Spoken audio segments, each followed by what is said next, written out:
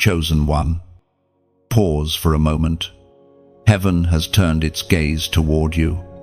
This message is not coincidence, it is divine timing. You obeyed when others turned away, and the sound of your obedience reached heaven like incense rising from an altar. The earth may not have noticed.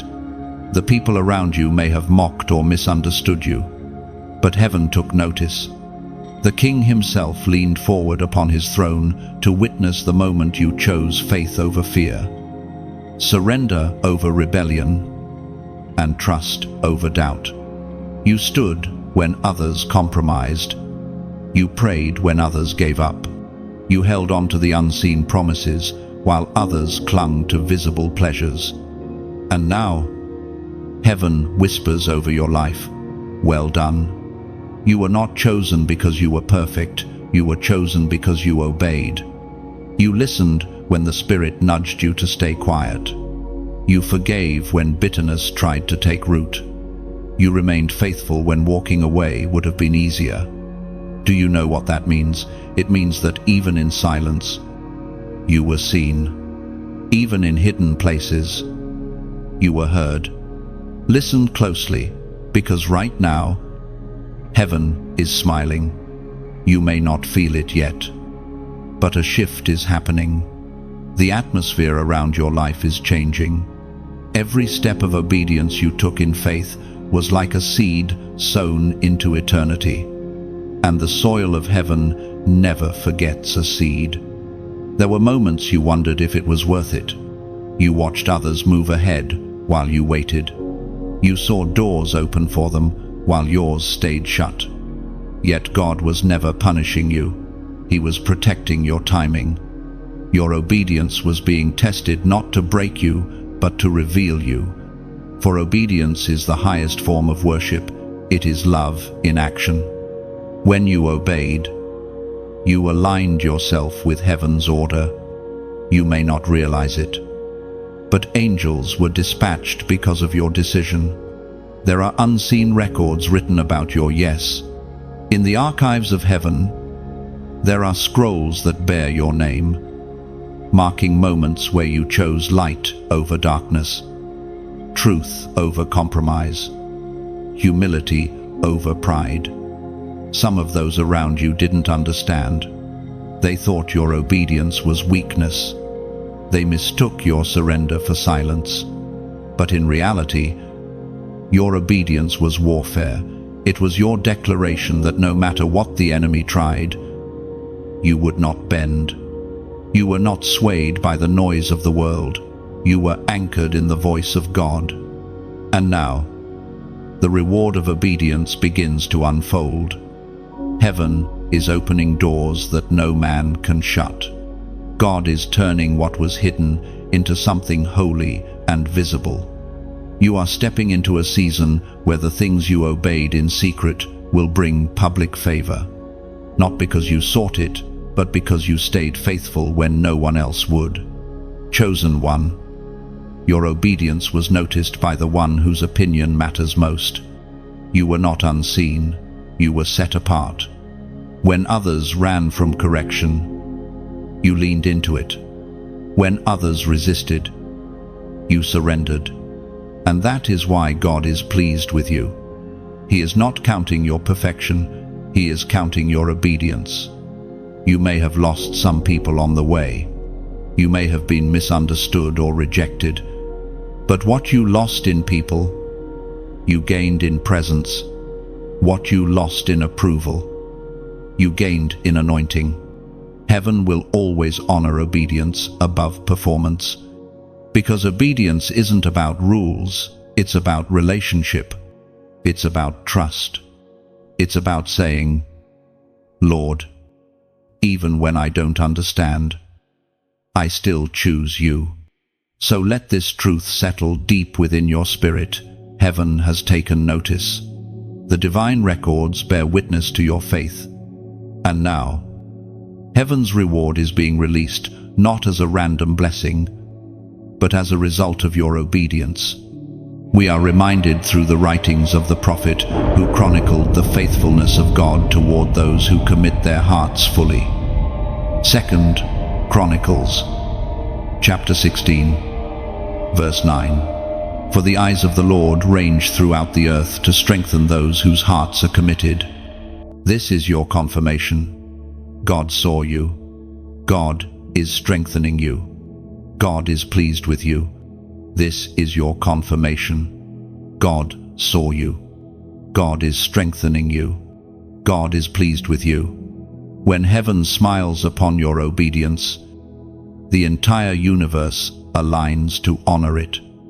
Every unseen moment of surrender becomes a divine testimony, echoing in eternity that you trusted when others doubted and stood firm when others fled. Now, the heavens prepare to unveil your next chapter. The same God who watched you in secret will exalt you in his perfect timing. Every hidden seed of obedience will rise into a harvest of favor, visibility, and unshakable peace that cannot be taken away. And if this message resonates in your spirit, if you know you are one of the ones who obeyed when others didn't, then let heaven and earth agree through your act of faith.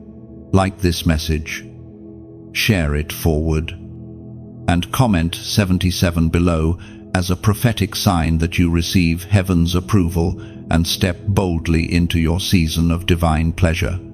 There were moments, chosen one, when you obeyed in silence and wondered if heaven even heard you.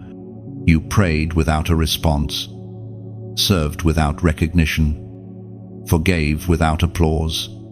Yet in those hidden hours when no one saw the tears that soaked your pillow, when no one understood the weight pressing on your chest, God saw. Every silent act of obedience echoed through eternity. Your quiet surrender shook the unseen realms.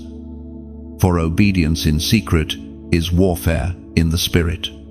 There is a sacred power in the moments when you obey without witness. The world celebrates what is seen, but heaven celebrates what is done unseen. Every yes you whispered when fear told you to quit was written in heaven's book of remembrance.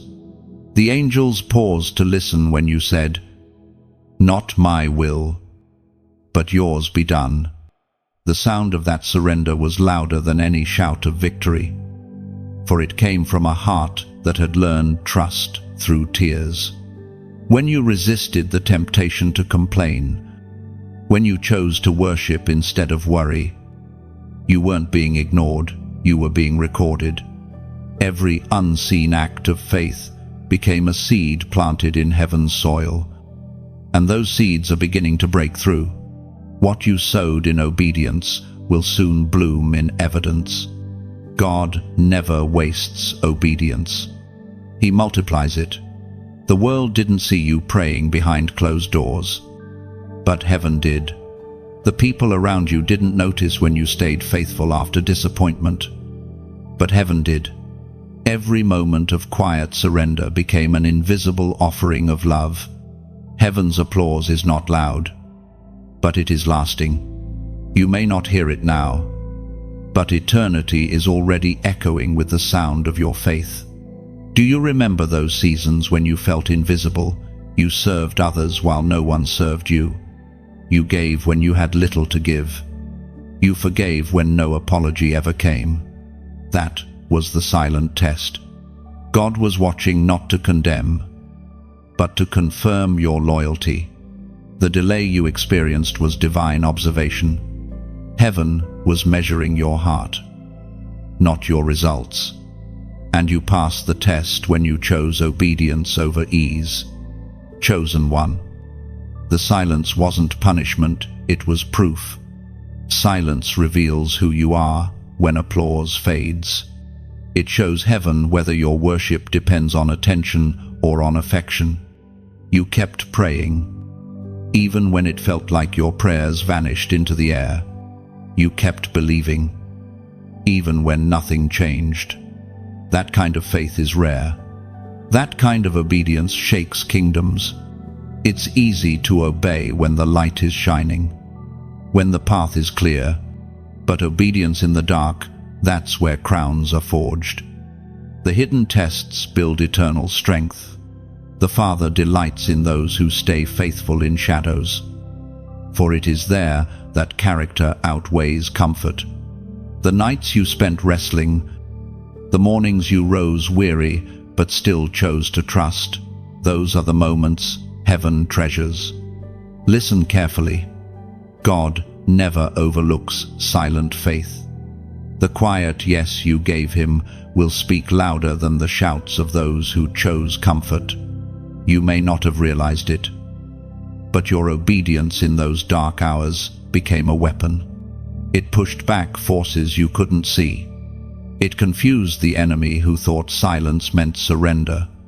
But silence is never weakness when it's filled with trust. There's a mystery in how heaven operates.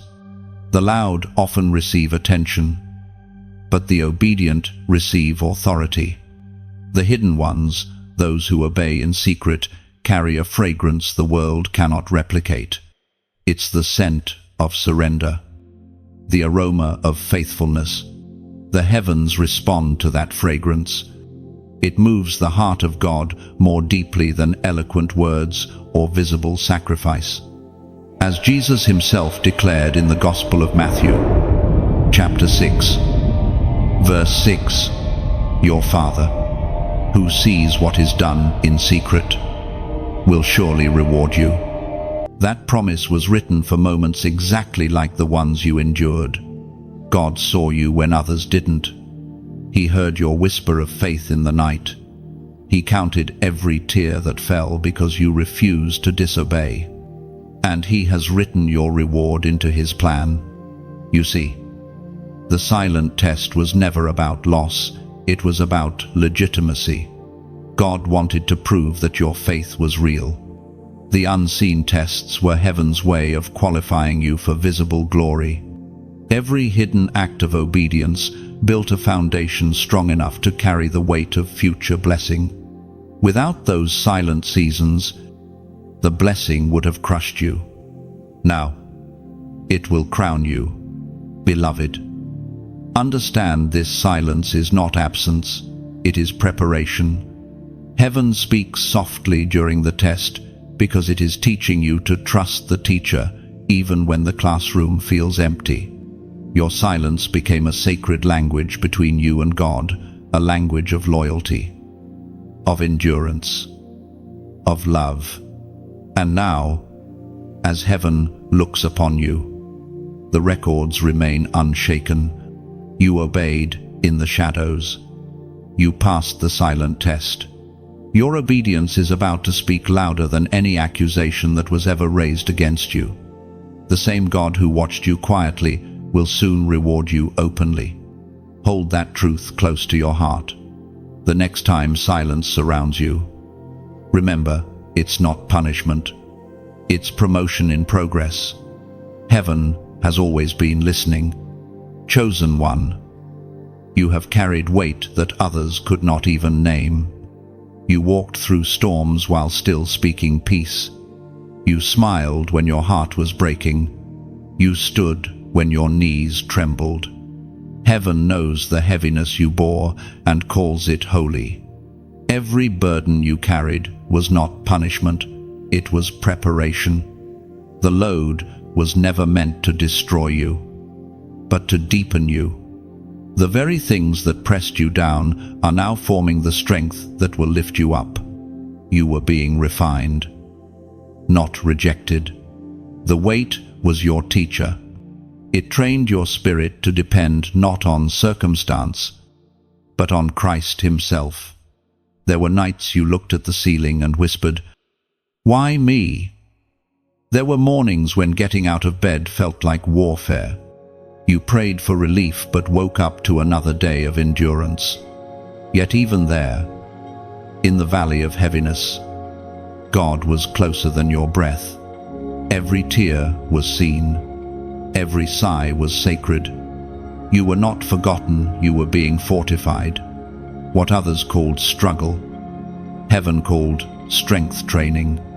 Your faith was being stretched so it could hold greater glory. God never intended for you to break beneath the weight. He designed you to grow beneath it. And you did. The proof is that you're still here. You didn't crumble. You didn't quit. You didn't lose your song. The truth is, you were carrying something more than pain. You were carrying promise. The burden wasn't just emotional, it was spiritual. It was the evidence of your assignment. The more weight you felt, the greater the destiny being built within you. Some of your battles were never about what was against you. They were about what was inside you. The enemy saw potential and panicked. He saw anointing and attacked. But you endured. You obeyed under pressure. You may have thought no one noticed the tears behind your obedience, but heaven noticed. God was watching you carry what would have crushed others. And instead of collapsing, you chose worship. Instead of bitterness, you chose surrender. That is why heaven calls you faithful. We are reminded through the words of Christ recorded in the Gospel of Matthew, chapter 11, verse 28.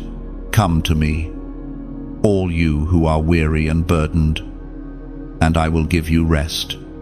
That invitation is not only for the broken, it's for the obedient who became weary on the journey. You are not failing because you're tired. You're tired because you've been faithful.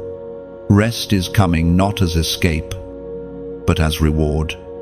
There is divine honor in how you carried your weight. You didn't broadcast your suffering for sympathy. You carried it quietly, gracefully, with dignity. That humility touched heaven. And now, the same God who watched you in heaviness is lifting you into harvest. Every tear watered the ground for a new beginning. Every weight you carried became a seed for wisdom, compassion, and spiritual authority. Chosen one, understand this, your burden was not wasted. It was holy training for holy things. You had to learn the rhythm of grace, the balance between human exhaustion and divine strength. The Father didn't remove the weight because he was teaching you how to carry it differently. You were learning partnership. You were learning to lean. You were learning to rest while still walking. Now heaven says, it is time. The burden that once bent your back will soon become your badge of endurance. The pain that once silenced you will become the story that frees others. You will look back on the seasons of heaviness and realize they were the womb of your anointing. Nothing you endured will go unused. God wastes no pain. When others see you standing strong, they will not understand what it cost you to still be standing. But heaven does. Heaven remembers every moment of obedience under pressure. The weight you carried was your worship. It was your yes under fire. It was proof that your love for God is not based on comfort, but on covenant. So breathe. Chosen one, you made it through what was meant to break you. Now the strength that was forged in pain will become your platform of power. The same God who met you in your heaviness will now fill you with peace that surpasses understanding. And when you feel that same weight trying to return, remember this, you are not the same person who first carried it. You are stronger now, wiser now, more aware now. You no longer carry the burden alone, grace carries you. If this message reaches the deep part of your soul, type, I receive peace in the comments. It's not just a phrase, it's a prophetic declaration that you are exchanging the weight of weariness for the rest of His presence. Every time you write it, you are agreeing with heaven's verdict. Your struggle is not your story, it was your shaping. There were moments, chosen one, when you were surrounded by voices that did not understand you. They mocked your conviction, laughed at your choices, and questioned your faith. You became the quiet one in rooms that used to feel familiar. You felt the sting of being misunderstood, not because you were wrong, but because you chose to stand right. The loneliness you felt in those seasons was not rejection. It was refinement. You were being separated so that you could be sanctified. When others mocked, heaven watched. Every time you bit your tongue instead of responding in anger, the heavens took note. You were not weak for walking away, you were wise. Silence became your shield. Your restraint was an act of worship. When you refused to clap back, when you stayed kind in the face of cruelty, that was strength clothed in grace. The enemy wanted to provoke you into reacting so that you would forfeit your peace. But instead, you stood still. You allowed your obedience to speak louder than your words. You trusted God to vindicate you, even when it felt like no one defended you. And now, heaven is whispering, I saw it all. You see, not all battles are meant to be fought with noise. Some are won through stillness. The world shouts, defend yourself, but the Spirit says, be still and let me fight for you. Every time you stayed silent in obedience, God's hand moved more powerfully on your behalf than any argument ever could. Your silence spoke volumes in the spiritual realm. The truth is, mockery is often a sign that you are walking correctly. Darkness always laughs before it loses. The enemy mocks what he fears. The laughter of your critics was a confirmation of your calling. They couldn't understand you because they weren't meant to. Their misunderstanding was part of your insulation. God used their rejection to make sure you stayed dependent on Him alone. We are reminded through the words of Jesus, as recorded in the Gospel of Matthew. Chapter 5, verse 11, Blessed are you when people insult you, persecute you, and falsely say all kinds of evil against you because of me. This was not written to the comfortable, but to the courageous, to those who chose obedience even when it made them targets. You are counted among the blessed, not because life was easy, but because you stayed true when it wasn't. Those who mocked you thought they were diminishing you, but they were actually announcing you. Every insult became an unintentional prophecy of your endurance. They said you wouldn't last, but you did. They said you were foolish, but heaven says you were faithful. The very words meant to tear you down became evidence of your steadfastness. Remember, even Jesus was mocked. The Son of God was ridiculed by those He came to save. They spat upon Him, called Him names, and questioned His authority. Yet He stayed silent, fulfilling purpose while enduring pain. In that silence, He carried glory. You have walked in that same pattern, choosing restraint when revenge would have been easier. That is what separates you from the crowd. You may have felt humiliated in moments when others laughed, but humiliation is the soil where humility grows, and humility is the path to honor.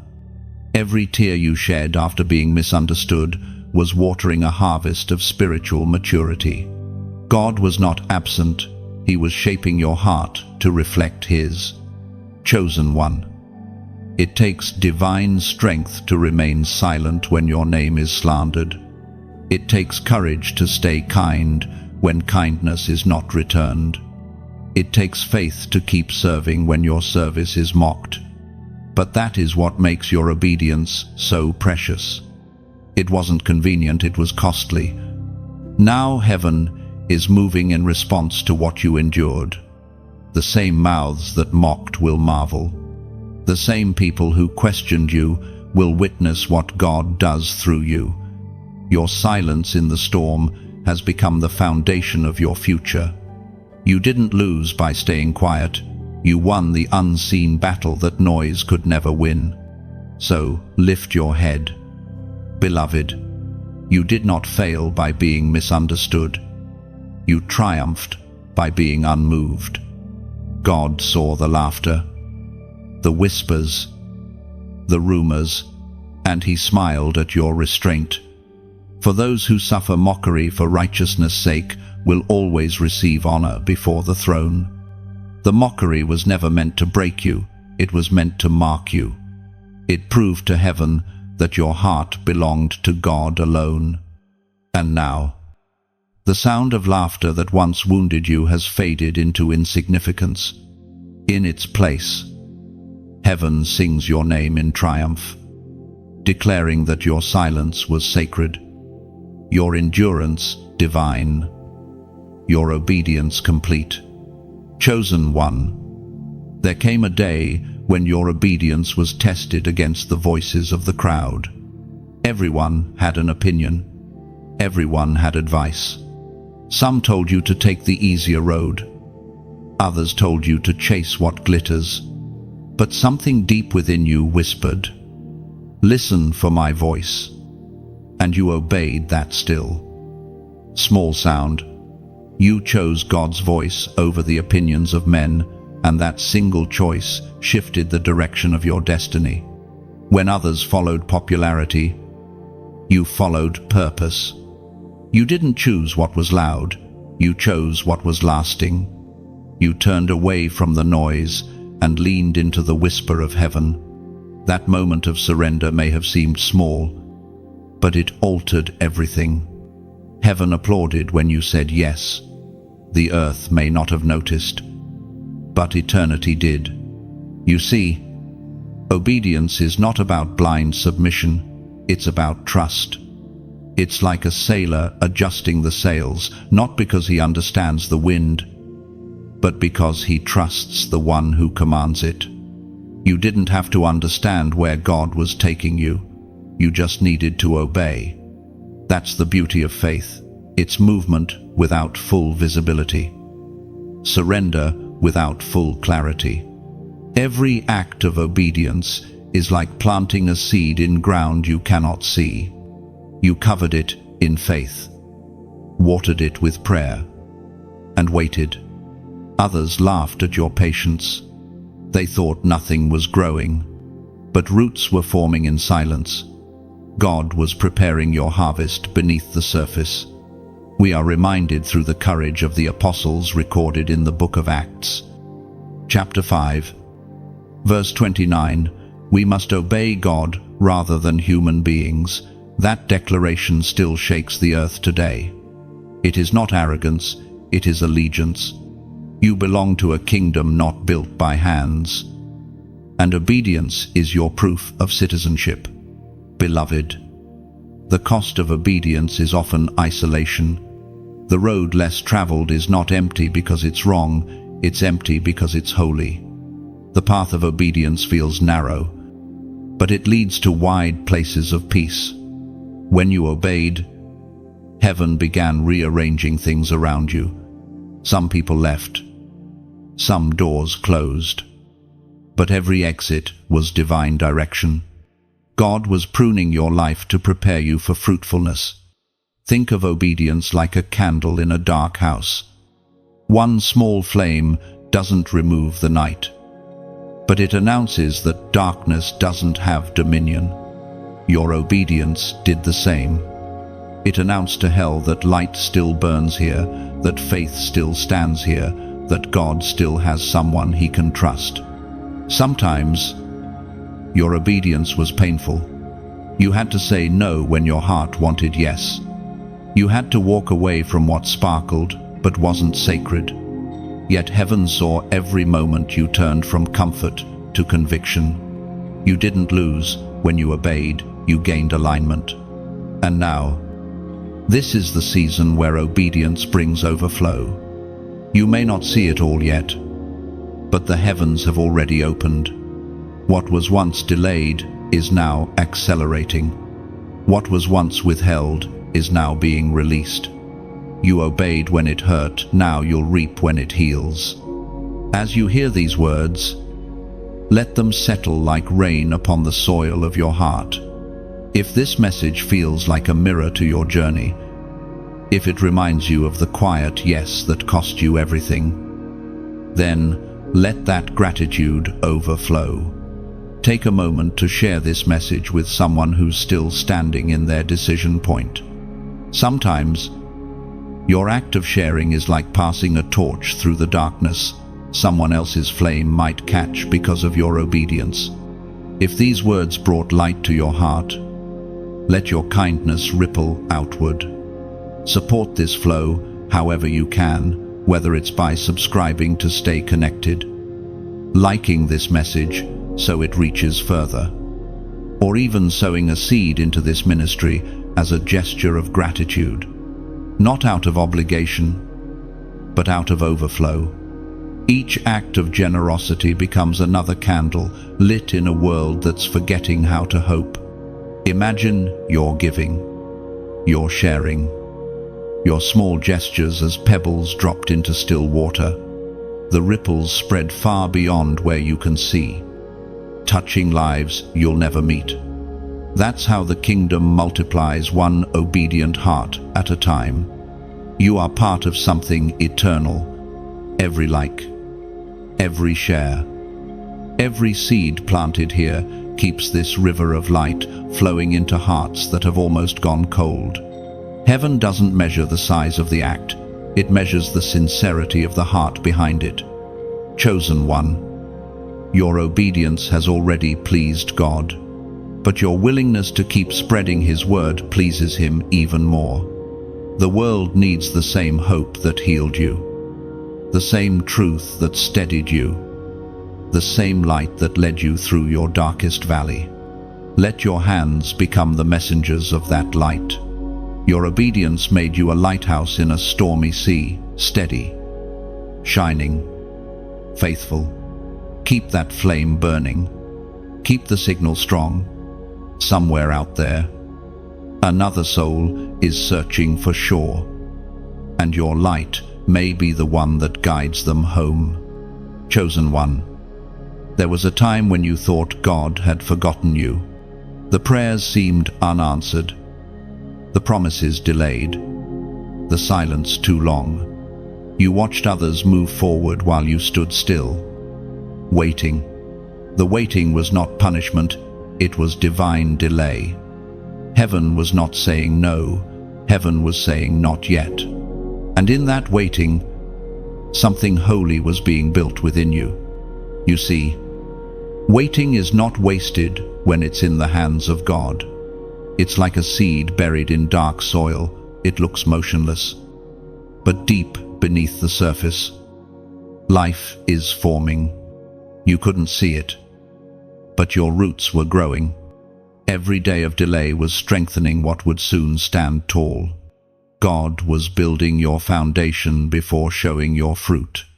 The waiting shaped you. It taught you to pray differently, to trust deeply, to listen closely. It stripped away the illusion of control and replaced it with divine dependence. That is why you are stronger now, not because everything worked out quickly, but because you learned to rest in what you could not yet see. Many gave up during their waiting season, but not you. You remained steadfast. You refused to curse the soil of patience. You kept believing when the calendar mocked your hope. And for that, heaven is pleased. The slow pace did not stop you, it purified you. The long nights didn't crush you, they clarified your vision. We are reminded through the prophetic words recorded in the book of Habakkuk, chapter 2, verse 3, though it linger, wait for it, it will certainly come and will not delay. These words were written for hearts like yours, hearts that ache in the pause, but still choose faith over frustration. Heaven never forgets a waiting heart. Chosen one, God uses waiting like an artist uses shadows. It brings depth to the masterpiece. The moments that felt like silence were God painting layers of strength, wisdom, and discernment into your soul. You were not standing still, you were being sculpted. You were learning to hear the whisper of His will without the noise of hurry. The truth is, Waiting reveals motives. Some wait to receive, but you waited to obey. You weren't after blessings, you were after alignment. That is why the Lord is now releasing you into new levels of visibility, purpose, and grace. The delay has expired. The appointed time has arrived. What once seemed withheld is now being revealed. You may not recognize yourself at first. You are more mature now, more grounded, more aware of what truly matters. The old impatience has turned into discernment. The old restlessness has become readiness. You are not waiting anymore. You are walking into fulfillment. The Lord had to prepare the stage before unveiling your scene. Some doors stayed closed because the foundation behind them wasn't ready to hold the weight of your purpose. But now, heaven declares the preparation complete. The divine clock strikes in your favor. Think of it this way: a farmer never harvests in haste. The waiting is part of the process that ensures sweetness in the fruit. You were being ripened in hiddenness so that your reveal would not rot too soon. Others may have rushed ahead, but time will show that you were the one who waited wisely.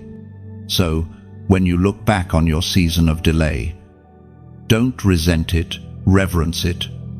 It was sacred ground. That was the place where you learned to trust God beyond feelings, beyond timelines, beyond logic. That was where your roots found depth in His promises. Heaven wants you to know the delay did not mean denial. It was proof that you were destined for more. What took long to arrive will last long to endure. Every promise still stands. Every prayer still echoes. The timeline of heaven is unfolding perfectly, and you are standing right on time. And now, as a prophetic act of agreement, I want you to declare that your waiting season was not wasted. Type 888 inches the comments below as a sign of new beginnings, because this is what 8 represents in heaven's pattern: resurrection, renewal, and release. Let that number be your shout of faith. It's not superstition, it's symbolism. Every time you write it, you are saying, God, I trust your timing more than my timeline. Your delay has ended. Your divine unveiling begins now. The season that once felt like silence will soon sing with fulfillment. The time that once tested you will now testify for you. The doors that once refused to move will open at the sound of your name, not because of chance, but because of obedience and patience. Take this final truth into your spirit. Waiting was never about what you were waiting for. It was about who you were becoming in the waiting. And who you have become is exactly who heaven needs right now. Chosen one. Heaven remembers the moment your faithfulness reached its threshold. There was a shift, unseen but undeniable. You had proven trustworthy in the small things, and now the unseen realms began to respond. Angels were assigned to your life not as a symbol of luxury, but as reinforcement for divine purpose. You may not have felt wings brushing your shoulders, but you have walked under their shadow. Every time you obeyed when it hurt. Every time you kept your heart pure when betrayal knocked. Reinforcements were dispatched. God never leaves the obedient unguarded. The moment you said yes to His will, heaven placed a seal of divine protection over you. Angels were given your name and your path, written upon scrolls in the throne room. They know your tears. They know your assignments. And they stand at the borders of your destiny like watchmen waiting for command. You have been surrounded, though it often felt like solitude. Those unseen presences have intercepted dangers you never saw, silenced plots you never heard, and cleared paths you never knew were blocked. You woke up some mornings without realizing the warfare that had been waged and won while you slept. The peace that wrapped around you wasn't random, it was angelic intervention. There were days when confusion tried to overwhelm your mind, and yet clarity came like a sudden wind. That wasn't coincidence. Heaven's messengers were at work, whispering direction into your spirit. You thought it was your own intuition, but it was divine instruction carried by wings of obedience. We are reminded through the writings of David in the Psalms. Chapter 91, verse 11, "For he will command his angels concerning you to guard you in all your ways." That command still stands. It was not written for ancient kings alone. It was written for the chosen who walk in faith today for you. The reality of divine protection is deeper than we often imagine. Angels are not merely guardians, they are carriers of purpose. They strengthen what is weak. They deliver what is delayed. They enforce what heaven has decreed.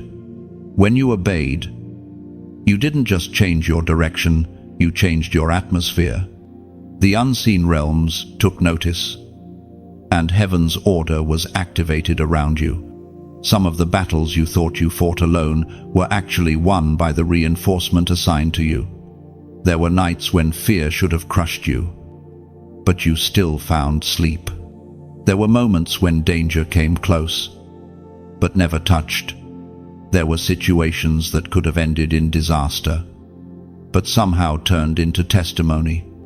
That somehow was heaven's hand at work. Do you remember the heaviness that suddenly lifted one day? The moment peace flooded in when it shouldn't have? That was the movement of unseen strength. Heaven never leaves its obedient ones without defense. The more faithfully you walked, the thicker the hedge around you became. It wasn't that the attacks stopped, it was that they no longer had permission to penetrate.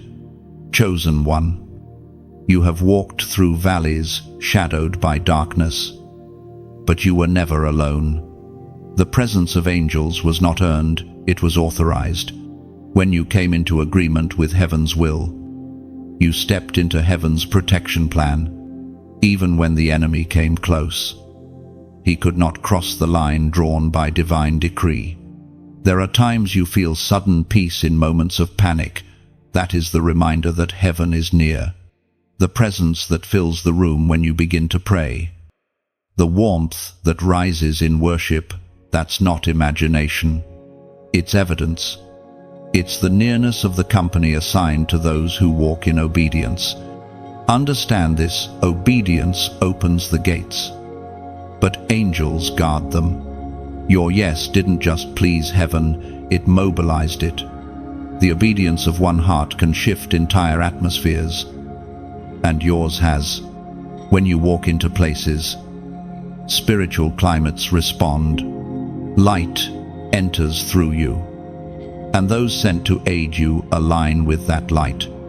Even now, as you read these words, unseen guardians stand at attention. They are not to be worshipped, but to be recognized as evidence of God's care. You are covered in ways you cannot comprehend. You are protected beyond what your eyes can perceive. You are never outnumbered, even when you feel outmatched. So, when the next wave of fear tries to whisper that you are alone, remember this truth. Heaven assigned angels the day you obeyed. You are never without backup. You are never without guidance. The kingdom has invested its strength into your journey, and soon you will realize that the help around you was not only for your survival, it was for your sending. Those who were sent to guard you will now go before you, preparing the path for what's next. The same angels who fought for your safety will now fight for your success in the call God has placed upon your life. You are surrounded, chosen, covered, and kept. Heaven has not forgotten you. Heaven has fortified you. Chosen one. There is a mystery in how heaven promotes its faithful ones. It rarely begins with applause. More often, it begins in obscurity. You were lifted long before anyone saw it happen. God raised you in secret, not because you were forgotten, but because you were being formed. Hidden promotion is heaven's way of protecting what is precious until it is ready to shine. You may have wondered why your breakthrough seemed invisible. You served faithfully, loved sincerely, prayed deeply, yet the world did not seem to notice. But the truth is, heaven was promoting you beneath the surface. The elevation began in silence. Your humility created space for heaven's hand to work without interference.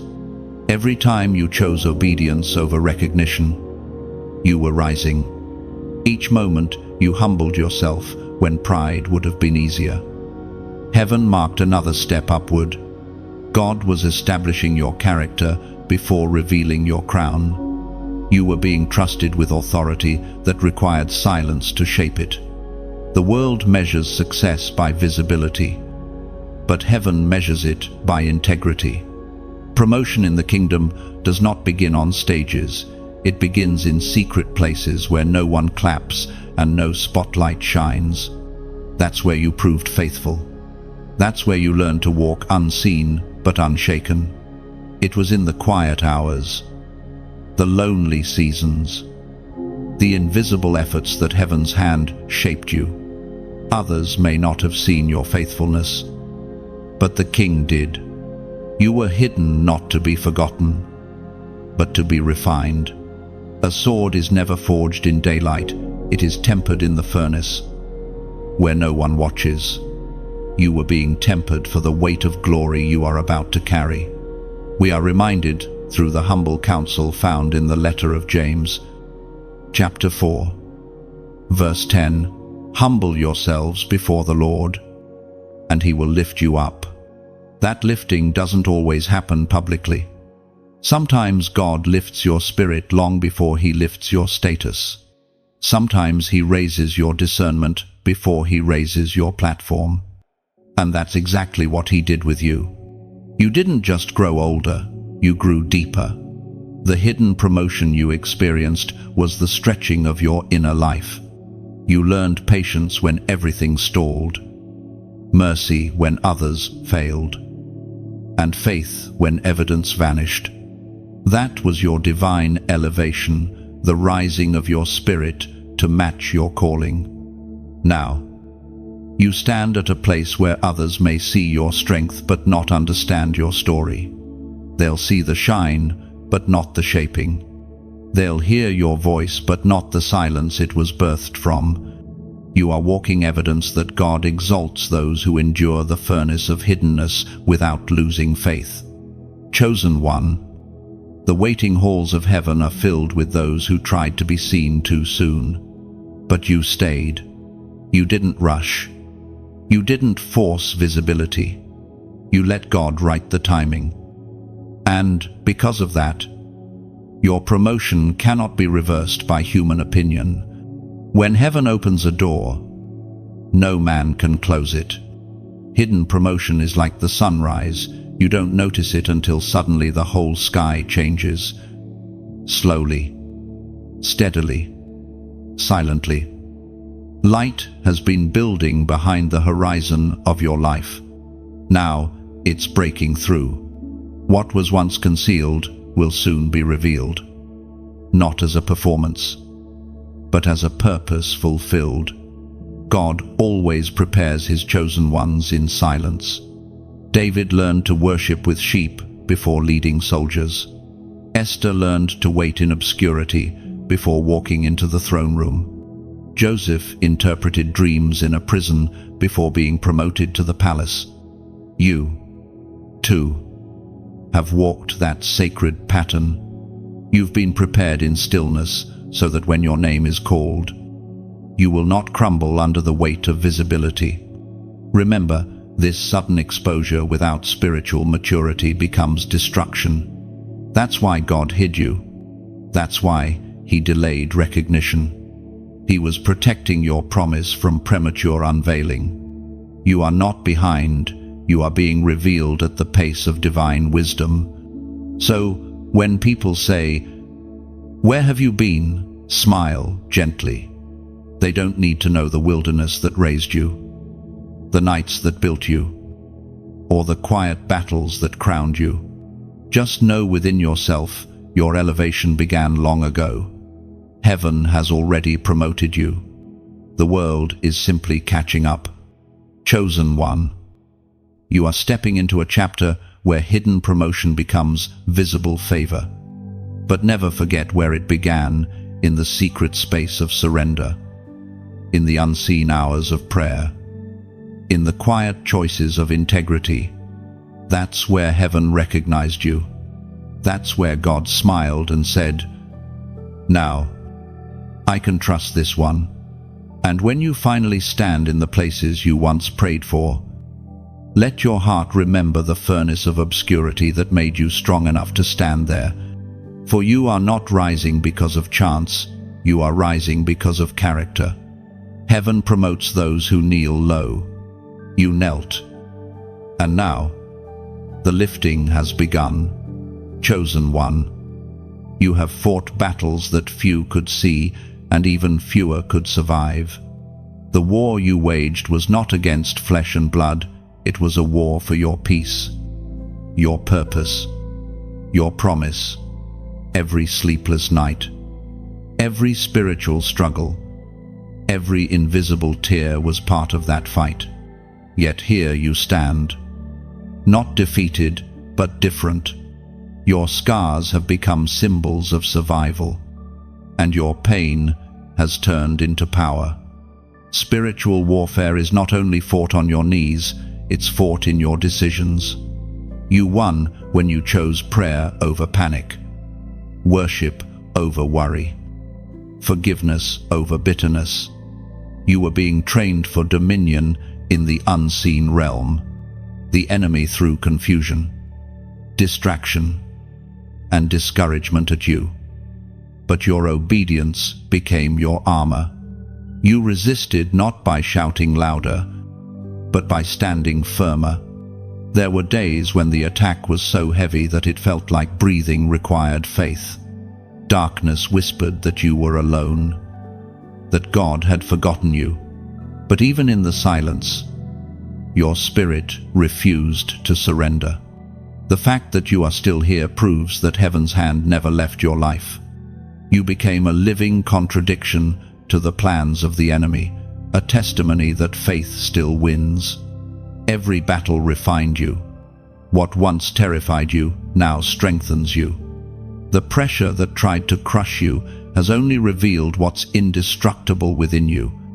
You no longer fight like one desperate for victory. You fight as one who knows victory is already secured. The battlefield that once broke you has now become your training ground for authority. We are reminded through the prophetic assurance written in the book of Isaiah, chapter 54, verse 17. No weapon formed against you shall ever truly prosper in your life. Notice, the verse does not say the weapon won't form, it says it won't prosper. The attack may appear, but it will not achieve its purpose. Every arrow aimed at you becomes an announcement that your next elevation is near. Chosen one. Understand, this warfare is not a sign that God has abandoned you. It's proof that you've stepped into something worth fighting for. The enemy doesn't attack emptiness, he attacks evidence. You are evidence of grace.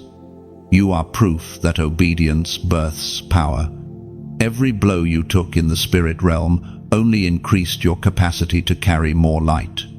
You may not have realized it, but each time you prayed through pain, heaven promoted you in authority. Each time you forgave instead of retaliating, a new mantle of power rested upon your shoulders. Your warfare has made you wise. Your wounds have made you watchful, and your endurance has made you dangerous to darkness. There is a reason the enemy fears you now. You've seen his tactics and survived them. You've recognized his patterns and refused to play his games. You've learned that your power doesn't come from shouting at the storm, but from standing in the peace of Christ within it. You've discovered that victory isn't the absence of battle, it's the presence of divine stability. You are not the same as before. Your discernment is sharper, your spirit steadier, your faith unshakable. The enemy has learned that you cannot be moved by temporary noise because you are anchored in eternal truth. You've become a warrior clothed in quiet strength, and that terrifies the kingdom of darkness. But hear this: beloved, spiritual warfare always precedes spiritual reward. After every battle, there comes a breakthrough. After every trial, there comes testimony. You are stepping into the reward season, the moment where everything that opposed you becomes the reason you are elevated. God is not just restoring what was taken, He is multiplying what remains. You fought in secret, but you will celebrate in public. The very battles that tried to bury you will become the stories that bless others. The same ground that held your tears will soon hold your triumph. The same hands that trembled in warfare will soon lift in worship. And as this truth sinks into your spirit, I want you to declare your faith out loud. Type "Victory is mine" in the comments below, not as a cliche, but as a proclamation, a line drawn in the spirit. When you write those 3 words, you're telling heaven you still believe, and you're reminding hell it already lost. You're speaking the language of triumph. Your warfare was never wasted. Every sleepless night, every unseen struggle, every whisper of God, I trust you, was recorded in the archives of heaven. You are emerging from battle with a new anointing. You've earned authority in areas where you once only sought survival. And now, you will walk with the quiet confidence of one who has seen storms and still stands in peace. The battle didn't break you, it branded you. You are not the wounded, you are the weapon. And as you move forward, every step you take carries the echo of victory that no darkness can silence. Chosen one. There are moments when heaven itself stands to applaud. Moments when faith does not just echo, it roars. This is one of them. Heaven's applause is not thunder or trumpet. It's the whisper of divine approval that moves through creation itself. Every act of obedience, every prayer whispered in secret, every tear turned into trust, it all rises before the throne as worship. And now, the applause of heaven surrounds you. You stood when others fell. You held your ground when storms tore through familiar landscapes. You did not compromise when compromise would have been convenient. You became the living definition of steadfastness.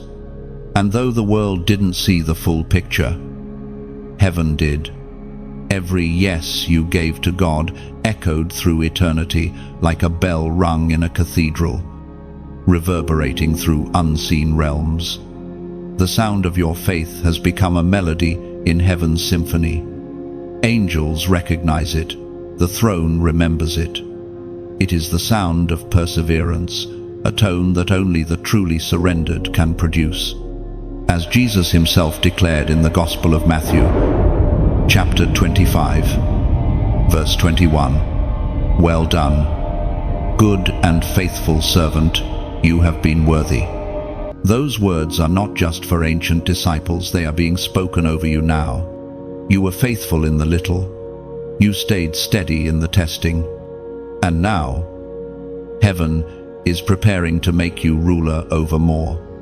It's beautiful, isn't it? How God turns quiet endurance into eternal honor. You never chased the spotlight, yet the light found you. You never begged for validation, Yet favor began to follow you. Heaven's applause is quiet, but it reshapes everything it touches. Sometimes that applause arrives through peace. Sometimes it comes through provision, through a door you didn't have to force open, through a sudden realization that your heart no longer trembles where it once did. Heaven applauds in ways the earth cannot comprehend. It rewards in currencies not of gold, but of glory, peace, strength, purpose, and unshakable joy. Beloved, if these words stir your heart, if you feel the resonance of heaven's applause, then let that gratitude overflow into action. Every seed of kindness you sow multiplies this message of light. When you share this word, you become a carrier of the same comfort that once reached you. You pass on the torch that lit your path. And when you subscribe, you stay connected to this flow of truth, this river of messages that continues to strengthen the chosen across the world. Think of it like a great lighthouse built on the edge of eternity. Every like, every share, every subscription adds another stone, another beam, another layer of light. Together, we build what one voice alone could never sustain, a tower of hope visible even in the darkest storms. And for those who feel led, your donation, your offering, however small, becomes like oil poured into the lamp. It keeps the fire burning for others who still walk in night. You are not giving to a voice, you are giving to a vision. You're helping carry this message further into hearts that need it most, those who still wonder if heaven notices them at all. Don't underestimate the power of simple acts. A drop of water cannot fill a river, yet rivers are made of drops. A single spark doesn't light the sky, yet the stars themselves are but endless sparks. Every act of giving, every moment of support, every prayer whispered over this work adds to the chorus of heaven's applause. When you share truth, you extend heaven's hand. When you give, you echo God's generosity. When you stay connected, you keep the river flowing. These aren't digital actions, they are spiritual agreements. They say, I am part of this movement of light. Your obedience has already touched heaven. Your heart has already pleased God. But now, through your acts of generosity and connection, you can help that same divine whisper reach another soul hanging on the edge of surrender. Imagine it somewhere. A weary soul scrolling through the noise will stumble upon these words because you decided to share them. A heart ready to give up will hear heaven applaud through your small act of faith. That's how revival spreads, not through crowds, but through compassion. Chosen one, the same heaven that applauds you is inviting you to become part of that applause for others. Keep the fire alive. Keep the message moving. Keep the oil flowing. And know that every time you do, your name is spoken again in the courts of heaven, not as one who only received grace, but as one who helped it travel. You are the echo of heaven's joy, the continuation of divine applause. Carry it forward with gratitude. Chosen one. When God begins to reverse what once seemed final, even the air feels different. You wake one morning and sense that something invisible has shifted, the heaviness has lifted, the silence has softened, and the same ground that once resisted you suddenly welcomes your steps.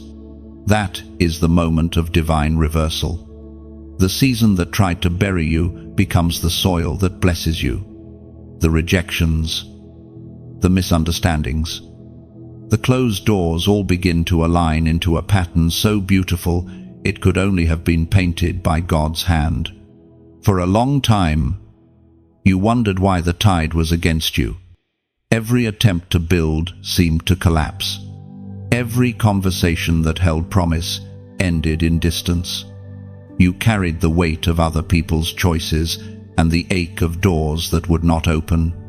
You began to believe, quietly, that perhaps the best chapters were behind you. But heaven had another plan, one written in ink, invisible, until the right light shone upon it. That light is now shining. Reversal does not begin with what you can see. It begins with what you believe. The shift happens first in the unseen, where faith meets divine timing. God was never ignoring you. He was rearranging the landscape to make room for what was coming. Every delay was a displacement of what did not belong, a clearing of space for the right people, the right purpose, the right provision. What once seemed like loss was God making room for the lasting. We are reminded through the ancient Song of David, recorded in Psalm 118, verse 22, "The stone the builders rejected has become the cornerstone." Those words are not history, they are prophecy. You are that stone. You were passed over, misunderstood, set aside. And yet God never stopped building with you. He was saving you for the foundation of something greater. Rejection was the prelude to recognition. There is a holiness in how God rewrites stories. He takes the fragments others left behind and fashions something whole from them. He turns the no that broke you into the yes that crowns you. The people who once doubted you become witnesses to the faithfulness they refused to see. The circumstances that pushed you into prayer now become proof that prayer works. Every reversal begins with remembrance.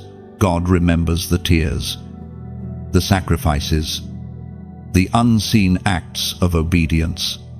Heaven keeps perfect records, and divine justice always arrives, even if it walks slowly. The reversal you are stepping into will not be subtle. It will be unmistakable, undeniable, and unstoppable. What was once withheld will come looking for you. Opportunities that passed you by will return, this time with your name on them. The doors that once slammed shut will open without you knocking. And yet, you will not be the same person who first stood before them. You will walk through them with humility, gratitude, and the quiet awareness that every step was grace. Chosen one. This is the irony of God's favor. It appears late to those who measure time by clocks, but always arrives right on schedule for those who measure time by purpose. You have been walking in divine timing even when it felt like delay. Heaven's calendar has just reached your page. Reversal also means restoration, but not merely returning to what was lost. God never restores to the old. He renews into something better. When He restores, He upgrades. When He gives back, He multiplies. The scars remain, but they no longer sting, they testify. The places that once held pain now hold perspective. You see differently, speak differently, move differently.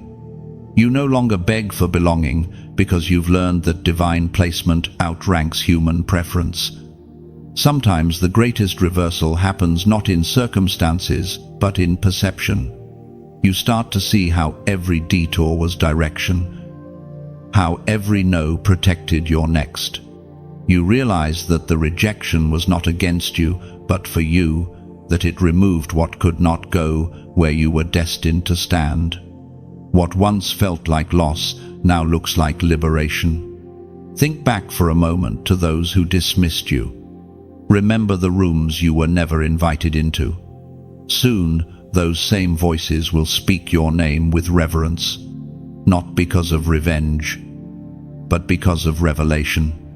They will see what they could not before, the favor that was always upon you, the grace that marked you from the beginning. But you will not gloat.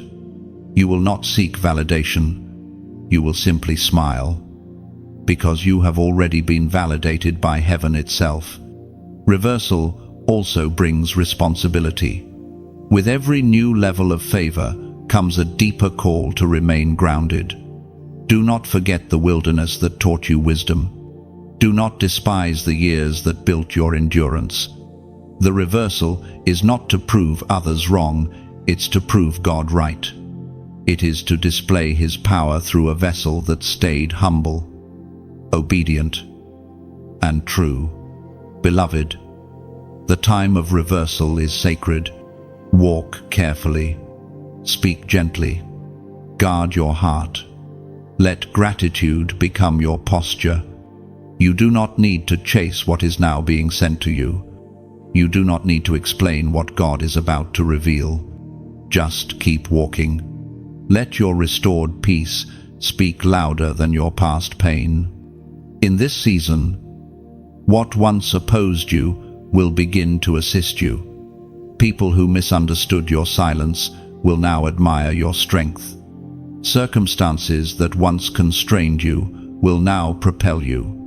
The weight that once held you down will become the platform that lifts you higher. This is what divine reversal looks like, not the undoing of the past, but the unfolding of its purpose. What felt like the end was actually the edge of a new beginning. God is rewriting your narrative in front of those who thought your story was over. Chosen one, lift your eyes. The horizon is changing color. What once was dark is glowing with new light. You are walking in the fulfillment of promises once whispered over your tears. Heaven has turned the page. The chapter of rejection has closed, and the chapter of recognition has begun. The reversal is real. The applause of heaven continues. Chosen one. Sometimes heaven interrupts our ordinary rhythm to confirm what has been hidden in our hearts all along. This message is one of those interruptions. You are not reading by coincidence, you are reading by divine orchestration. God aligns moments like these to whisper, I have not forgotten you. What I promised is still alive. You may not have expected this season to look like it does. The path you walk now may seem unfamiliar, filled with quiet tension between what you believe and what you see. But this, beloved, is divine confirmation, not that you've lost your way, but that you're standing exactly where heaven needs you to be. When God confirms His word, He doesn't shout through thunder, He speaks through alignment. You begin to see patterns forming connections, reminders, divine echoes that repeat across your days. A verse that finds you twice, a dream that returns, a conversation that stirs something you thought was buried. These are not random, they are signals from heaven's timing. The prophet Amos once recorded the mystery of God's communication in Amos, chapter 3, verse 7. Surely the sovereign Lord does nothing without revealing His plan to His servants, the prophets. That revelation still continues. Heaven always confirms before it performs. God never moves without leaving a trace of His fingerprints on your path. And this moment, these words, is His confirmation that your waiting was not in vain. You see, when heaven decides to move in your life, it begins by sending signs. They are rarely dramatic, but they are undeniable. A door opens where you didn't knock. A burden lifts when you least expect it. The peace that left you suddenly returns. That's God speaking not through noise, but through knowing. The confirmation is the calm that replaces confusion. Chosen one, you are entering a season where what you once felt in your spirit will soon become what you see in your surroundings. The things God whispered in your wilderness will now echo in the open, but He wants you to recognize His movement. so that when the miracles begin to manifest, your heart will not mistake coincidence for covenant. Heaven has been aligning everything with quiet precision. The delays were not diversions, they were direction. The detours were divine. The disappointments were training your discernment. You had to learn to hear His voice in the silence, so you would recognize it in the storm. That is why this message reaches you now, because the next chapter cannot begin without confirmation. This confirmation is not about a single event, it's about identity. God is confirming who you are in Him. You are not behind, you are chosen. You are not forgotten, you are prepared. You are not lost, you are being led. Every time you doubted, every time you felt overlooked, heaven was still tracking every heartbeat of your obedience. You are part of a divine timeline that cannot be rushed or reversed. The time of wandering is closing, and the time of walking in fullness has come. The promises you carried like seeds are about to sprout before your eyes, not because of luck, but because the soil of your spirit finally matches the size of your destiny. This confirmation is heaven's way of saying, you're ready now. You will notice in the days ahead that peace begins to replace pressure. The weight on your chest begins to lift. The things that once strained you will no longer hold your attention. That is not detachment, that is deliverance. God is removing the noise so that His next instructions can come clearly. The divine order of your life is being rewritten even as you read these words. And so, as a prophetic sign of agreement, as a visible act of faith in what heaven has spoken, type 999 inches, the comments below. Not as superstition, but as declaration. 9 is heaven's number of completion, the symbol of divine fulfillment. By typing it, you are saying, Lord, I agree that what you began in me, you will complete. You are declaring the end of delay and the beginning of divine confirmation. When you make that small act of faith, you join the rhythm of heaven's agreement. It's not the number itself that carries power, it's your belief behind it. Just as a key doesn't create the door but opens it, your obedience unlocks what God already prepared. This confirmation is heaven's assurance that the next phase of your life will not require striving, only alignment. You don't have to push, you only have to position yourself. The doors you once chased will now call your name. The opportunities that once hid will now seek you out. You are no longer hoping for proof, you are walking in promise. Chosen one, hold this truth tightly, what God confirms. No voice can cancel. His word is not fragile. His plans are not at risk. His timing is not late. You are stepping into a cycle of divine evidence where what you believed for will start believing in you. So rest your heart, steady your faith, and lift your eyes. The confirmation has already begun. The light that once flickered now burns steady. The voice that once felt distant now speaks through everything around you. Heaven has signed its name across your destiny in letters of light. And now, it is time for the fulfillment of every whispered promise to begin. Chosen one. There is a sacred exchange taking place in the Spirit, one that cannot be seen with natural eyes. Heaven is clothing you in something ancient and holy, the mantle of obedience. This is not a garment made of fabric or woven with thread, it is crafted from faith, sacrifice, and surrender.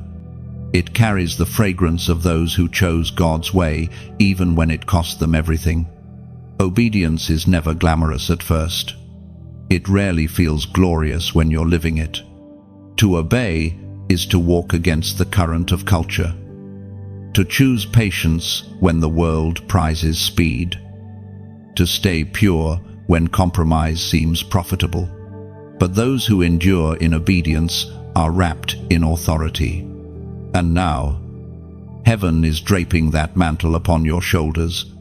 There is a weight to this mantle, not a burden that breaks, but a weight that grounds. It's the awareness that your life no longer belongs to chance, but to calling. This mantle identifies you as one who carries heaven's agenda on earth. Others may see you as ordinary, but in the Spirit, you are marked. Angels recognize your steps. The enemy recognizes your strength. You are not simply surviving, you are governing. Every act of obedience adds another thread to this garment. The times you forgave when it hurt. The times you prayed when you felt empty. The times you stayed when walking away would have been easier. Heaven was weaving it all together. The needle of divine purpose has been stitching every moment into something beautiful and eternal. The prophet Isaiah captured this principle long ago in Isaiah chapter 1, verse 19. If you are willing and obedient, you will eat the good things of the land.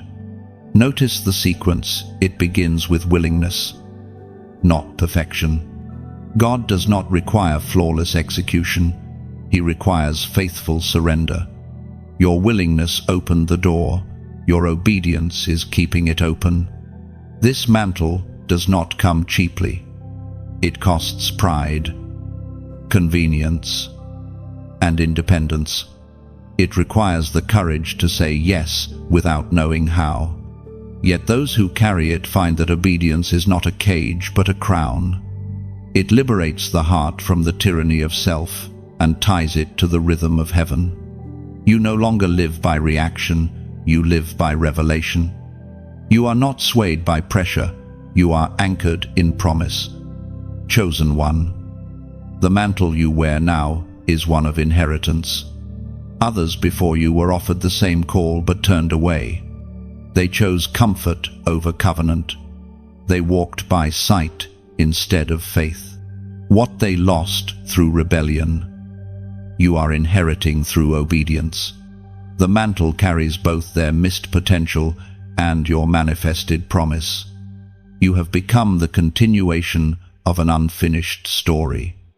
There is great responsibility in that truth. The mantle is not just for you, it is for those you are meant to lift, lead, and love. It is for the generations that will follow your footsteps. Every obedient act sends ripples through time, rewriting destinies beyond your lifetime. The choices you make in secret are shaping histories that have not yet been written. You may not see the full weight of what you carry yet, but heaven does. The spiritual realm honors obedience like soldiers honor medals of valor. Each yes you have given is a testimony of loyalty in a world of compromise. Your name has become known in the heavens not for fame, but for faithfulness. The mantle also carries authority. When you speak truth, darkness trembles. When you intercede, things shift. When you worship, barriers break. You are not speaking from theory, you are speaking from testimony. Authority only comes to those who have obeyed under fire. And you have. That is why your prayers are beginning to move faster now. Your discernment sharper. Your words heavier with meaning. Heaven trusts your voice because you have proven your heart. Yet, even as this mantle settles upon you, remember, it is not yours to boast about. It is yours to steward.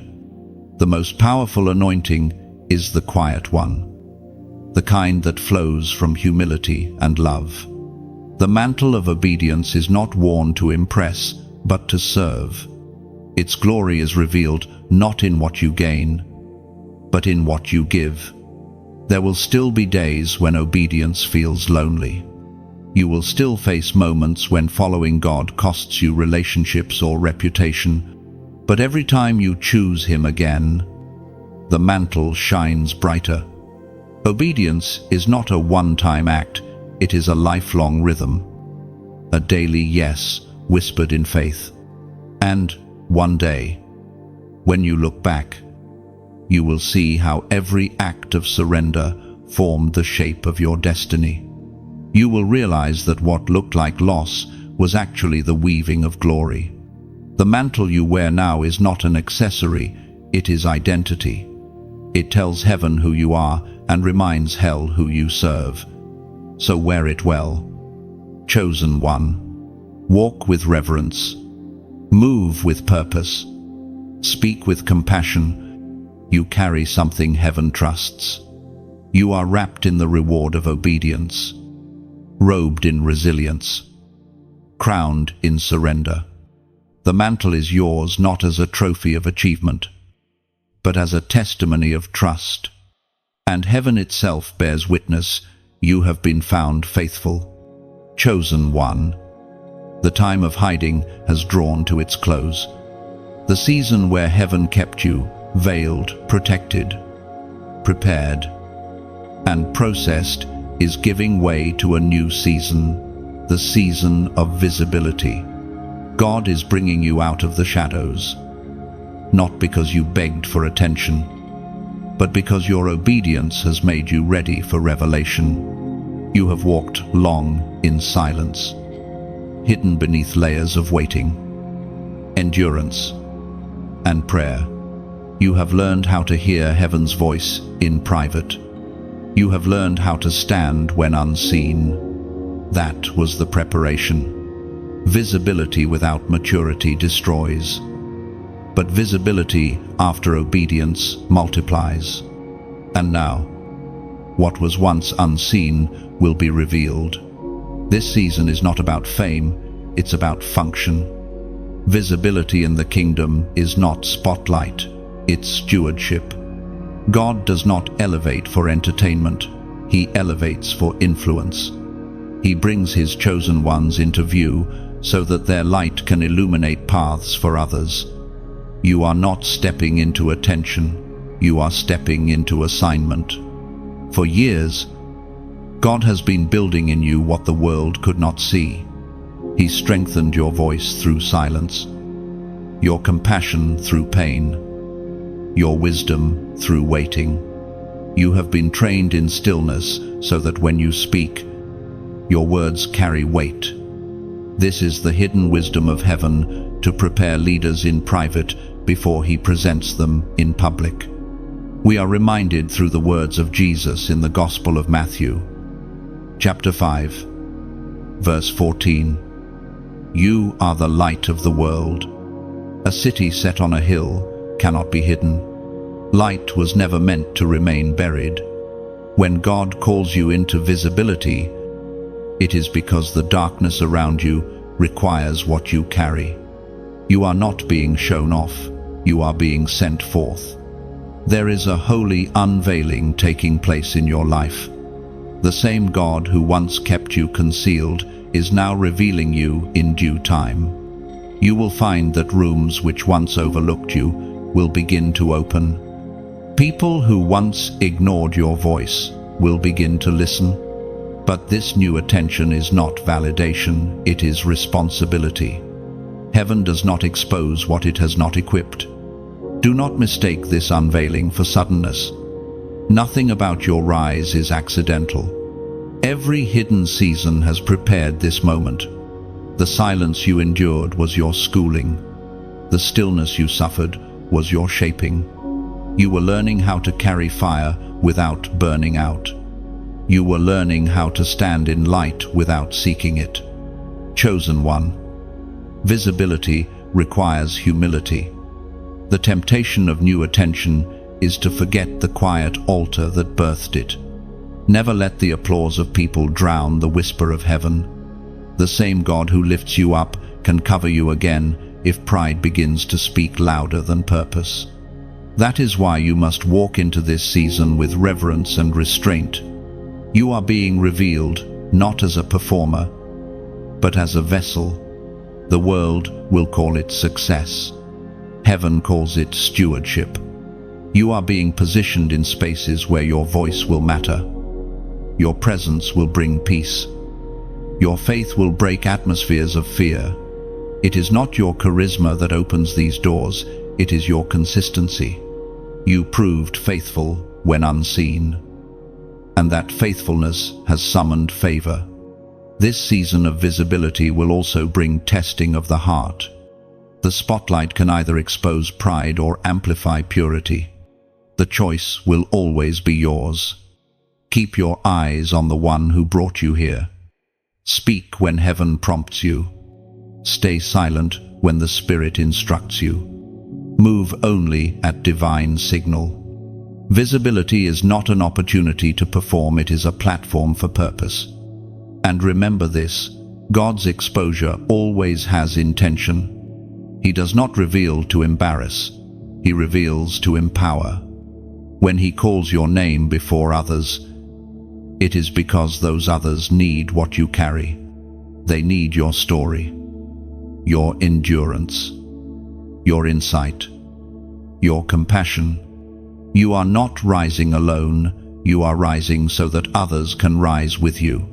There will be moments when visibility feels heavy, when eyes are on you and expectations increase. But you have been prepared for this. The same grace that sustained you in obscurity will sustain you in influence. The light upon you is not yours to control, it is yours to reflect. The one who placed it there will keep it burning. So step forward, not with arrogance, but with assurance. You are the city on a hill, the lamp that was never meant to remain under a bowl. Let your presence remind others of what it means to obey in silence and shine in truth. Your visibility is heaven's testimony that obedience is never wasted. Every hidden prayer, every quiet surrender, every unseen moment of faithfulness is now taking form in light. The world will soon see what heaven has long celebrated, that the one who walked humbly has become the one who carries glory. Chosen one. This is the moment where the unseen crown becomes visible. Heaven has been preparing something radiant for you, a crown not made of gold or jewels, but woven from endurance, purity, and perseverance. Every tear you shed in faith, every quiet yes you gave in surrender, every time you kept walking through disappointment, these became the threads of your crown. And now, heaven is placing it upon your spirit with a quiet decree. You have been faithful, and now you shall be crowned. This crown is not for pride, it is for purpose. It is the emblem of a heart that refused to quit, of hands that served even when weary, of feet that kept moving when the road seemed endless. You have been crowned not because life was easy, but because you did not let hardship make you bitter.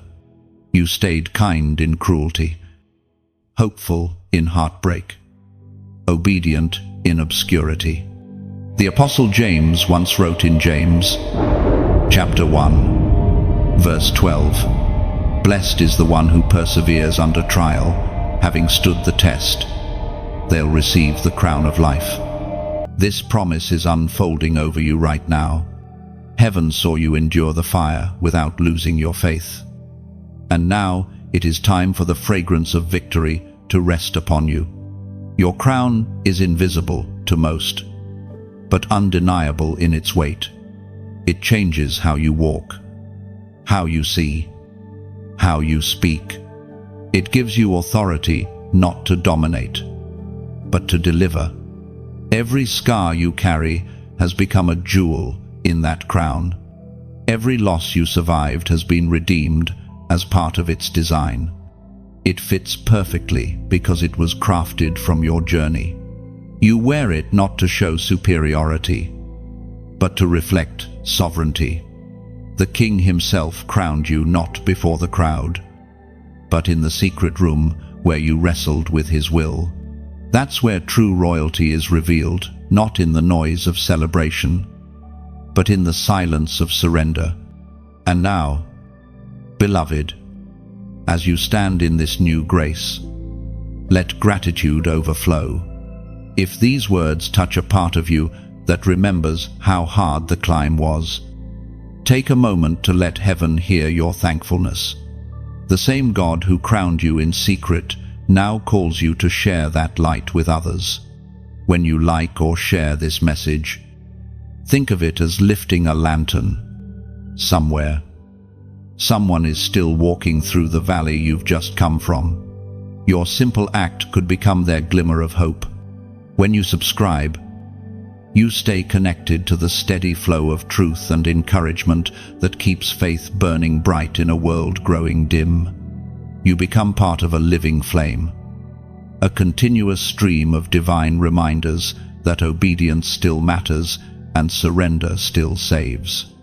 And when you comment, let your words be like seeds, short, sincere, but full of life.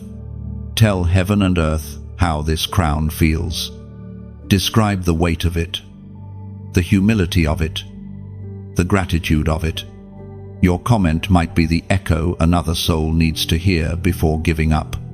If your heart feels moved, if this ministry has been a voice that helped you stand when silence was heavy, consider donating as a gesture of faith, not as payment, but as participation. Your giving is like rain on soil. It nurtures this message so it can keep growing, reaching, healing. Think of your gift as water poured into a river that others will drink from. You are not funding content, you are fueling comfort. You're helping carry light into corners where despair has settled too long. Each act of generosity, each gesture of support, adds a new gleam to your crown. For the crowns of the faithful are not static, they shine brighter with every act of compassion. Heaven doesn't weigh your offering by size, but by sincerity. Whether it's a single drop or a rushing stream, what you give in love never returns empty. This isn't about transaction, it's about transformation. You've received. Now you have the chance to release. You've been strengthened. Now you can strengthen others. You've worn the ashes. Now you wear the crown. Let others see that beauty can rise from brokenness. The crown upon you is not an ending, it's a new beginning.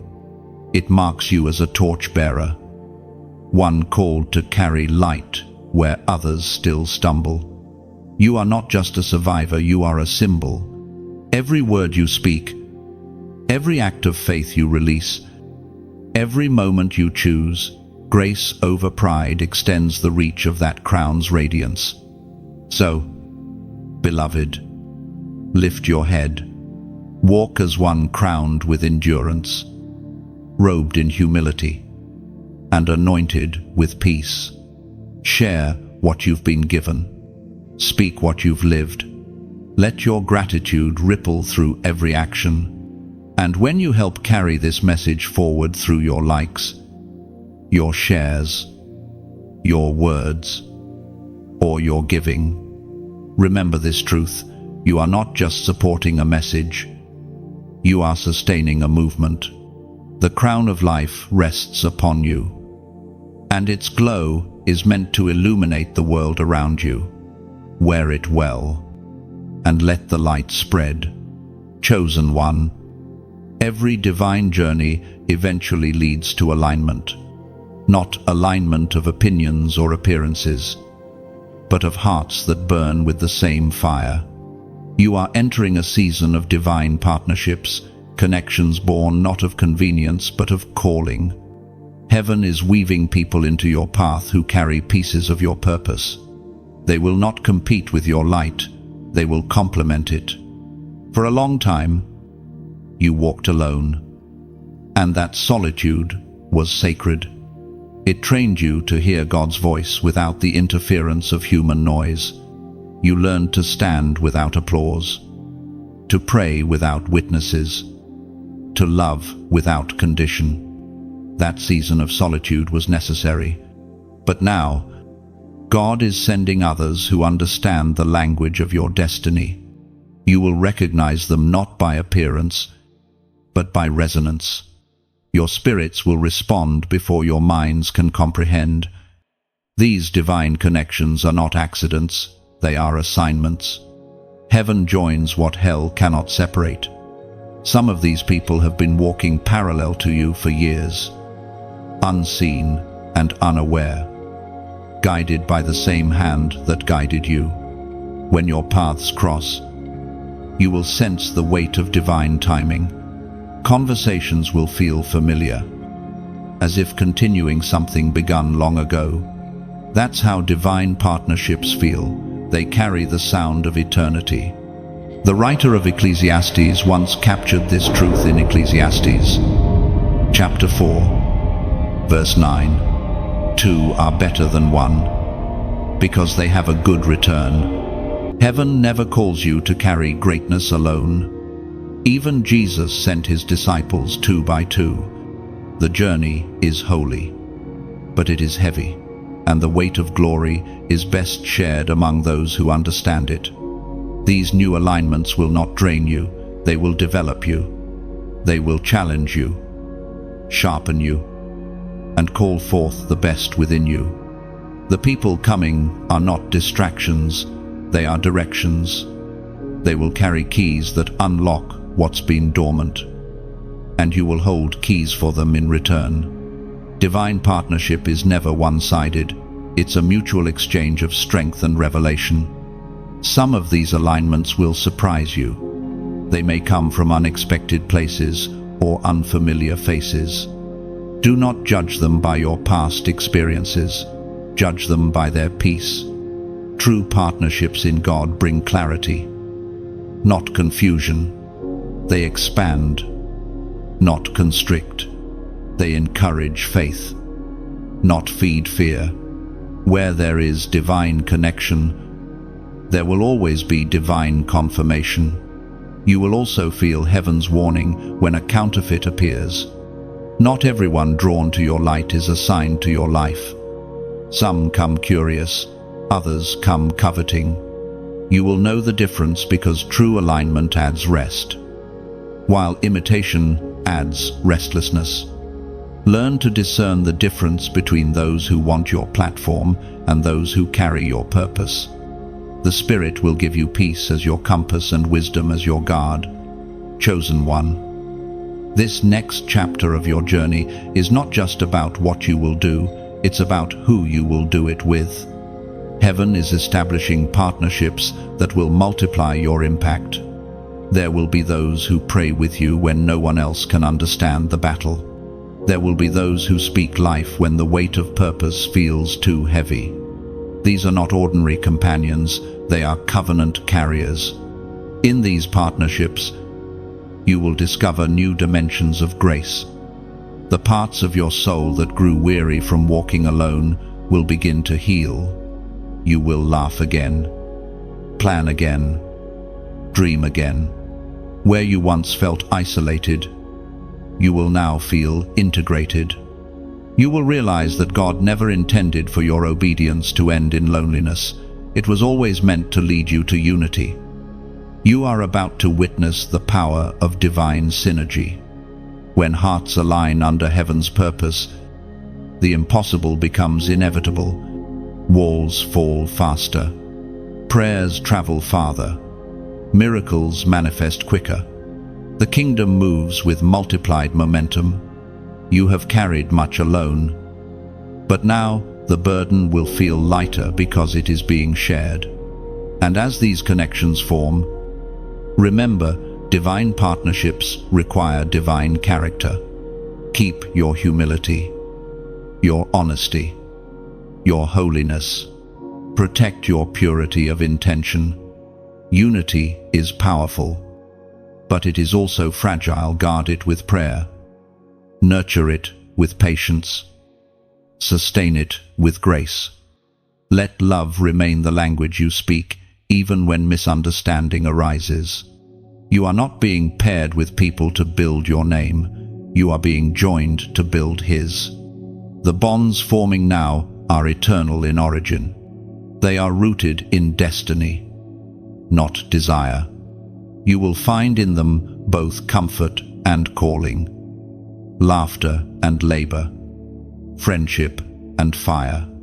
The time of isolation has ended. Beloved, the circle heaven has drawn around you is widening. These are your kingdom allies, your fellow torch-bearers, your co-builders of light. Together, you will accomplish what would have been impossible alone. Together, you will carry out heaven's blueprint for this generation. Chosen one, heaven smiles upon you, not as a distant observer, but as a father deeply moved by the faithfulness of his child. The long path you walked, the tears, the waiting, the surrender was never wasted. You are standing now beneath heaven's approval. The pleasure of God rests upon you like gentle sunlight, warming the soil of your soul. Every hidden act of obedience has ripened into delight before His throne. When heaven smiles, it is not a fleeting emotion, it is a divine endorsement. It means that what you've endured has been accepted as worship, and what you've surrendered has been transformed into strength. The storms that once battered your heart have now become the winds that lift you higher. God's smile is not a response to perfection, it's His recognition of perseverance. You have lived through refining seasons that tested your patience and trimmed your pride. There were moments when you felt unseen, yet heaven's gaze never left you. Like gold in a furnace, you were purified until what remained was radiant and unbreakable. And now, as the refining fire cools, God looks upon you and says, "It is good." His pleasure is not loud, it is steady. It moves quietly, like oil flowing from heaven's altar, anointing everything it touches. That oil now rests upon your head. You carry it in your words, your presence, your kindness. People may not be able to name it, but they will feel it, the calm authority of one who has been approved by God. The prophet Zephaniah once wrote of this sacred affection in Zephaniah, chapter 3, verse 17, "The Lord your God is with you, the mighty warrior who saves. He will take great delight in you. In His love He will no longer rebuke you, but will rejoice over you with singing."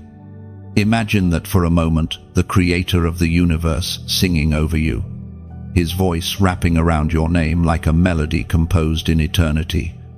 That is the sound of divine pleasure. There is no striving in this place. You have crossed the line where effort turns into ease. The same God who once trained you through trials now delights to walk beside you in triumph. His joy is not conditional, it is covenantal. It flows from His heart because you belong to Him. You are His handiwork, and He rejoices in the beauty of what He has shaped. Chosen one, heaven's smile is the reward of alignment. It means that your steps have synchronized with divine rhythm. Even when you stumbled, grace lifted you back into the dance. Even when you doubted, faith whispered truth into your heart. You did not fail, you were formed. The cracks in your story became windows for light to enter. Now, wherever you go, that smile follows. It will open doors before you, soften hearts around you, and silence accusations against you. The same God who smiled at creation now smiles at His creation in you. You have become evidence of His artistry, proof that surrender can sculpt something eternal. Let this awareness rest gently upon your spirit. God's pleasure is not a reward you earn, it is a relationship you live in. You were designed to dwell beneath his delight, not to chase it. Every moment spent in communion with him multiplies that joy. Every whisper of gratitude deepens its resonance. The more you walk in step with his will, the wider his smile becomes over your life. Heaven's smile does more than comfort, it commissions. It releases peace that confuses enemies, favor that defies logic, and wisdom that transforms environments. Those who meet you will sense that peace before you even speak. You are becoming a living reflection of divine contentment. In your calm, others will find courage. In your stillness, others will find strength. And as this realization grows, you will see that God's delight is not just upon you, it flows through you. You have become a vessel of joy, a carrier of divine assurance. You no longer need to prove yourself. Your existence already proves his goodness. The same smile that hovers over you will begin to heal those who cross your path. Chosen one, rest in this truth. Heaven is pleased. You have fought well, believed deeply, and obeyed fully. Your story will now shift from endurance to enjoyment, from proving to prospering, from striving to shining. The smile of God is not fleeting, it is eternal, resting upon you like a crown of light. When all is said and done, this is what remains: the quiet approval of the one who called you, the joy of the Father over a child who never stopped believing. You are his delight, his chosen, his masterpiece in motion. Heaven smiles because you said yes, again and again, until obedience became identity and love became life itself. Chosen one. The message has come full circle.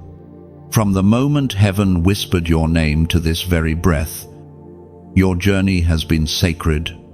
You obeyed when others refused, believed when others doubted, and endured when others fled. Now you stand at the edge of fulfillment, stronger, wiser, radiant with divine peace. Heaven is not only pleased, heaven is proud. As this message closes, let gratitude rise within you. If these words stirred something deep, if they reminded you of who you truly are, let that awakening move into action. Like this message, as a small act of agreement, a visible amen that tells heaven, I receive this truth. When you share it, you become a messenger of light to someone still walking through their dark valley. When you comment, let it be more than words, let it be testimony. Tell heaven and earth what resonated with your soul. Your story might be the bridge someone else needs to cross from despair to hope. And if you feel led, subscribe to stay connected to this flow of divine encouragement. This isn't a channel, it's a family of faith, a gathering of God's chosen ones walking in alignment. Each act of engagement is more than digital, it's devotional. It keeps this river of light flowing, reaching hearts across oceans and time zones. Every like, every share, every word you write becomes part of the echo of heaven's applause. So, beloved, carry this flame forward. Let your faith remain alive, your obedience unshaken, and your heart open to all that is still to come. You are God's chosen one, crowned, called, and commissioned. Heaven smiles, the earth watches, and your story continues to shine.